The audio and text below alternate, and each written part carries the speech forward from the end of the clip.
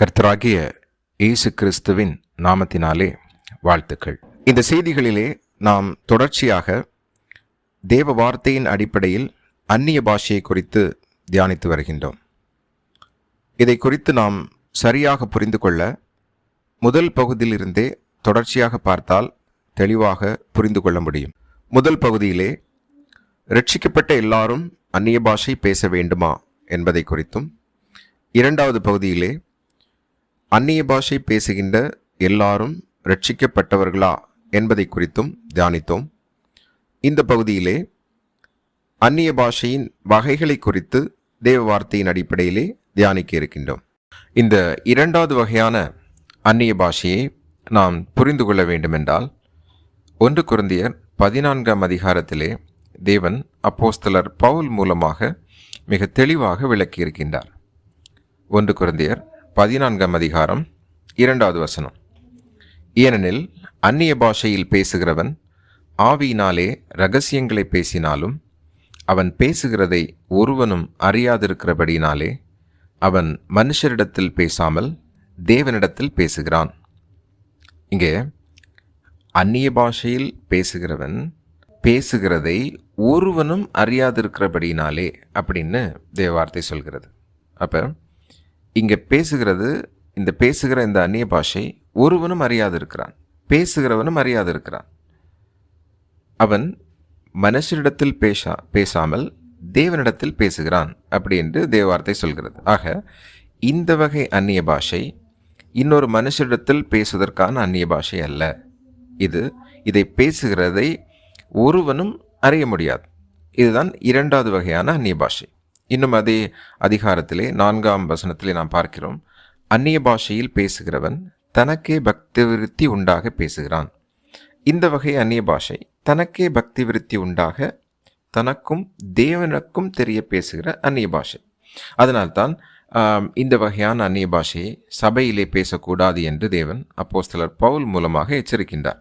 இதே அதிகாரத்திலே 27வது வசனத்திலே நாம் பார்க்க முடியும், அர்த்தம் சொல்லுகிறவன் இல்லாவிட்டால் சபையிலே பேசாமல் தனக்கும் தேவனுக்கும் தெரிய பேசக்கடவன்.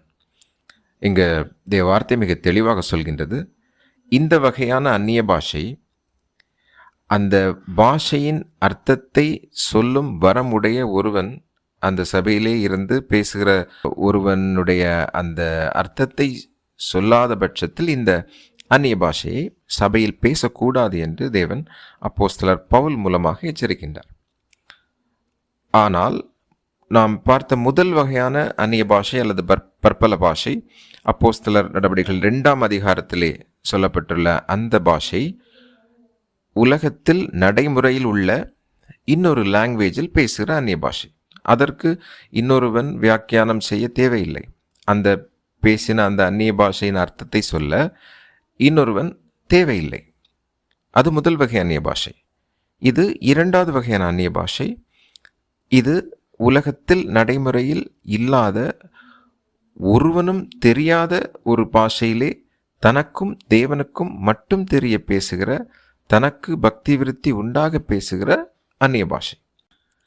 இந்த இரண்டாவது வகையான அந்நிய பாஷை இன்னும் 2 இடங்களில் பைபிளில் பேசப்பட்டுள்ளதாக சொல்லப்பட்டுள்ளது.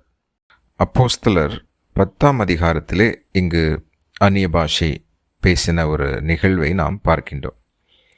இங்கு அப்போஸ்தலர் பேதுரு புறஜாதி மனுஷனாகிய கொர்னேலியு என்பவருடைய வீட்டில் சுவிசேஷத்தை அறிவிக்க செல்கின்றார். அந்த நிகழ்வு நமக்கு தெரியும். அங்கு கூடியிருந்த அனைவர் மேலும் பரிசுத்த ஆவி இறங்கி வந்த உடனே அனைவரும் அந்நிய பாஷையில் பேசினார்கள். அங்கிருந்த அனைவரும் பேசினார்கள். விசுவாசித்த புறஜாதி மக்கள் அனைவரும் அந்நிய பாஷை பேசினார்கள். இதை வைத்துக்கொண்டு அநேக சபை என்று சொல்லப்படுகிற இடங்களிலே ஒரு பிரமாணத்தை உண்டு பண்ணிவிட்டார்கள். ஏனென்றால் அனைவரும் அந்நிய பாஷை பேச வேண்டும். பரிசுத்த ஆவியானவரை பெற்றதன் அடையாளமே அந்நிய பாஷை பேசுவதுதான். ஏனென்றால் இங்கு பரிசுத்த ஆவியானவரை பெற்ற அனைவரும் அந்நிய பாஷை பேசியிருக்கிறார்கள் என்று. ஆனால் இங்கு நாம் சற்று ஆழமாக தியானித்தால் தேவன் எதற்காக அங்கிருந்த அனைவரையும் அந்நிய பாஷை பேச வைத்தார் என்பதை நாம் உணர முடியும். ஏனென்றால் பேதுருவும் அவரோடு சென்ற யூத மார்க்கத்தார் யாவரும் புறஜாதியாரிடத்தில் தேவன் தனது ஆவியை ஊற்றுவதை அவர்கள் அறியாதிருந்தார்கள். இங்கு குறிப்பாக தேவன் அங்கிருந்த அனைவரையும் அந்நிய பாஷை பேச வைத்ததற்கான காரணமே அவரது பிள்ளைகளாகிய பேதுரு மற்றும் யூத விசுவாசிகளுக்கு தெரிய வேண்டும், யாரெல்லாம் புறஜாதியாரிடத்திலும் சுவிசேஷத்தை கேட்டு கர்த்தராகிய இயேசுவிடத்தில் விசுவாசம் வைக்கிறார்களோ அவர்கள் மேலும் தேவன் தனது ஆவியை ஊற்றுவார் என்பதை பேதுரு உணர்ந்து கொள்ள வேண்டும். அதற்காகத்தான் அங்கு கூடியிருந்த எல்லாரையும் அந்நிய பாஷை பேச வைக்கின்றார். இதை போல இன்னொரு நிகழ்வும் நடக்கிறது. அப்போஸ்தலர் 19ஆம் அதிகாரத்திலே நாம் பார்க்கின்றோம். அங்கு பவுல் எபேசு பட்டணத்திற்கு வருகின்றார். அங்கு விசுவாசிகளாக இருந்த சிலரை பார்க்கிறார்.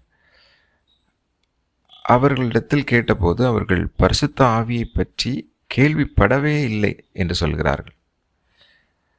அப்போ அவர்கள் மேல் அப்போஸ்தலர் பவுல் கைகளை வைத்து ஏறக்குறைய 12 பேர் அங்கு கூடியிருக்கிற அந்த இடத்திலே அவர்கள் மேல் கையை வைத்து அவர் ஜெபிக்கும்போது அவர்கள் பரிசுத்த ஆவியை பெற்று அனைவரும் அந்நிய பாஷை பேசுகிறார்கள்.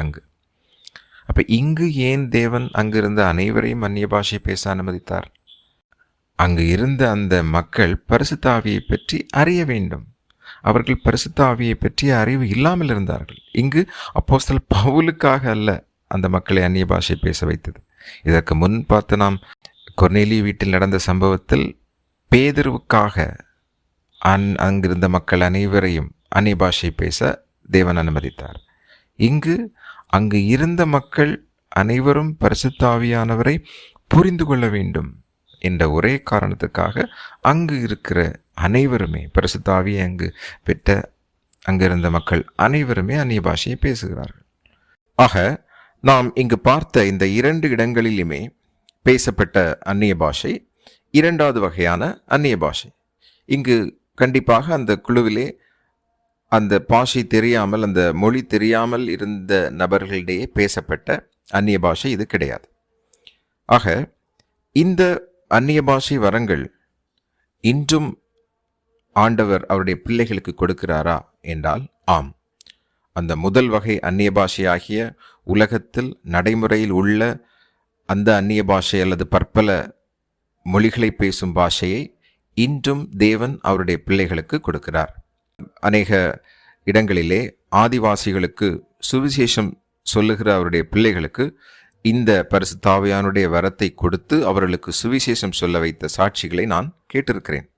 அதே போல இந்த 2வது வகை அந்நிய பாஷை, உலகத்தில் நடைமுறையில் இல்லாத இந்த அந்நிய பாஷை வரங்களையும் தேவன் அவருடைய பிள்ளைகளுக்கு இன்றும் கொடுக்கிறாரா என்றால் ஆம், அவருடைய பிள்ளைகளுக்கு தேவன் இன்றும் கொடுக்கிறார். எல்லாருக்கும் இந்த பாஷை அந்நிய பாஷை வரம் உண்டா என்றால் நிச்சயமாக தேவ வார்த்தையின்படி எல்லாருக்கும் இந்த வரங்கள் கிடையாது. யார் யாருக்கெல்லாம் அந்த வரத்தை தேவன் கொடுக்கிற சித்தமாயிருக்கிறாரோ அவர்களுக்கு அந்த வாஞ்சியை கொடுத்து அந்த வரத்தை அவர்களுக்கு அவர் கொடுக்கிறார். நாம் பார்த்த இந்த 2 இடங்களிலுமே இந்த வரத்தை பெறுவதற்கு அவர்கள் காத்திருந்தார்கள் என்று இல்லை. ஆக இந்த வரத்தை பெற நாம் காத்திருக்க வேண்டுமா என்றால் கண்டிப்பாக தேவ வார்த்தையின் அடிப்படையிலே இதற்காக காத்திருந்து இந்த வரத்தை பெற வேண்டும் என்பது தவறானது. ஏனென்றால் நாம் கேட்டு கேட்டு கேட்டு பெறுவது என்பது கிஃப்டாக இருக்க முடியாது. கிஃப்ட் என்பது மனமும் தேவன் யார் யாருக்கெல்லாம் கொடுக்க விரும்புகிறாரோ அவர்களுக்கு கொடுப்பது. ஆனால் இன்று இந்த உண்மையான தேவனுடைய சத்தியத்தை புரிந்து கொள்ளாமல் வஞ்சிக்கப்பட்ட சபைகளிலே எல்லாரும் அந்நிய பாஷை பேச வேண்டும், அதுதான் ரட்சிப்பின் அடையாளமே என்று அவர்களாகவே ஒரு மனித பிரமாணத்தை உண்டு பண்ணி காத்திருப்பு கூட்டங்கள் அப்படி என்று அநேக காரியங்களை நடத்துகிற அந்த காரணத்தினால்தான் உண்மையான பரிசுத்த ஆவியானுடைய வரம் இன்று கேலிக்கூத்தாக பார்க்கப்படுகிற நிலைக்கு முக்கிய காரணமே இன்று முழுவதுமாக பிசாசினால் வஞ்சிக்கப்பட்டு செயல்படுகிற போலி சபைகளே காரணம்.